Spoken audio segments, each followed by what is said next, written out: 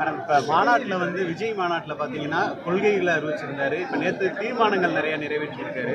இதில் குறிப்பாக அவர் கொள்கையில் பார்த்தீங்கன்னா திமுக அரசியல் எதிரின்னு குறிப்பிட்டிருக்காரு. அது எப்படி அதில் நீங்கள் உடன்படுவீங்களா? இல்லை, நான் ஒரே ஒரு விஷயம் சொல்றேங்க. இது அத்தனையும் சொன்னவர் விஜய் அவர்கள். சொன்னவர்களிடம்தான் நீங்க இதற்கான கேள்வி கேட்கணும். முதல்ல ஒரு பிரஸ் மீட் அரேஞ்ச் பண்ணுங்க. அதுல விஜய் கிட்ட நீங்க பத்திரிகையாளர்கள் என்ன கேள்வி எல்லாம் கேட்கணுமோ விஜய் கிட்ட தான் நீங்க முதல் கேள்வி கேட்கணும். எங்க கருத்து வேணும்னா நீங்க சொல்லலாம் நாங்க. பட் அதுக்கான அவர் சொன்னதுக்கு, மாநாடுல பேசினதற்கு, அவர் பேசிய அத்தனை விஷயத்திற்கும் பதில் சொல்ல வேண்டிய ஒரே ஒருவர் விஜய் அவர்கள். இன்னைக்கு எங்க நிலைப்பாடு என்ன, எங்களுடைய தேசிய முற்போக்கு திராவிட கழகத்தின் கருத்து என்ன அப்படின்னு நீங்க கேட்டீங்கன்னா, இன்னைக்கு அரசியலில் வரும்பொழுது தன்னுடைய எதிரி யார் என்பதை ஒருவரும் அடையாளம் கண்டுதான் இன்னைக்கு அரசியல் களத்துக்குள்ளே வருகிறாங்க. அந்த வகையில் விஜயும் தன்னுடைய கருத்தை சொல்லியிருக்கிறார். அதனால பொறுத்திருந்து பார்ப்போம். இனி வருங்காலம் இன்னும் நிறைய இருக்கிறது. இப்போதான் பிள்ளையார் சொல்லி போட்டு மாநாடு போட்டு பேரு சொல்லி கொடியேற்றியிருக்காரு. இன்னும் அவர் கடந்து வர வேண்டிய பாதைகள் ஏராளம். எனவே நிச்சயமாக இனி வருங்காலங்களில் அவருடைய செயல்பாடுகள், அவர் முன்னெடுத்து செல்லும் நிகழ்வுகளை பொறுத்து தான் அவருடைய எல்லாமே இருக்கிறது என்பது தெளிவாக நான் பதிய வைக்கிறேன். நான் இதற்கான பதில ஒரு லைன்ல சொல்லிடுவேன். எங்க கட்சி தான் அதுக்கான பதில்.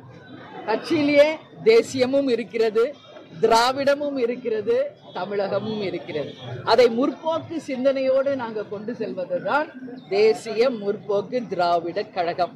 இன்னைக்கு நம்மளுடைய புரட்சி கலைஞர் கேப்டனை விட தமிழை நேசித்தவர்கள் இங்கு யாரும் நம்ம நிச்சயமாக மிகப்பெரிய அளவில் கேப்டன் தமிழை நேசித்தவர்கள் இங்க எல்லாருக்கும் தெரியும்.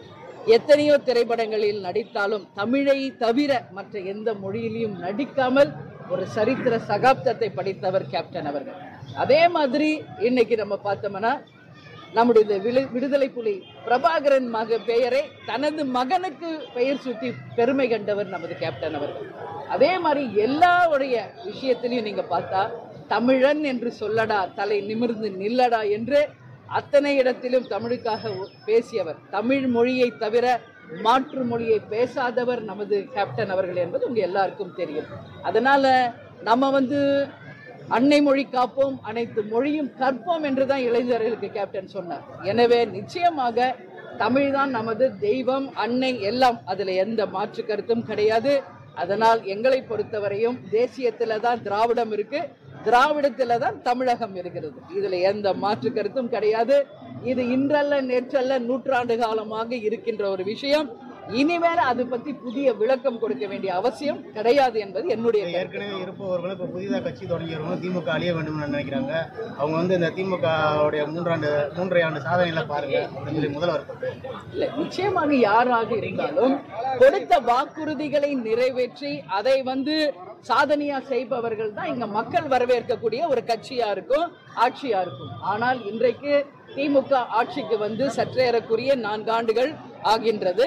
இதுவரைக்கும் அவர்கள் கொடுத்த வாக்குறுதிகள் எதெல்லாம் அவங்க நிறைவேற்றி இருக்கிறார்கள் என்பதை பத்திரிகையாளர்களாக உங்க முன்னாடியே நான் கேட்கிறேன். மதுரைக்கு நான் வரேன், வழி நெடுக்க குண்டும் குழியுமாக மிகப்பெரிய அளவு இருக்கிறது. அதனால மழை பெய்கிறது. நிச்சயமாக கொடுத்த வாக்குறுதியை நிறைவேற்றி மக்கள் கிட்ட நல்ல பேர் வாங்கணும். அப்பதான் திமுக நிச்சயம் எதிர்காலம்.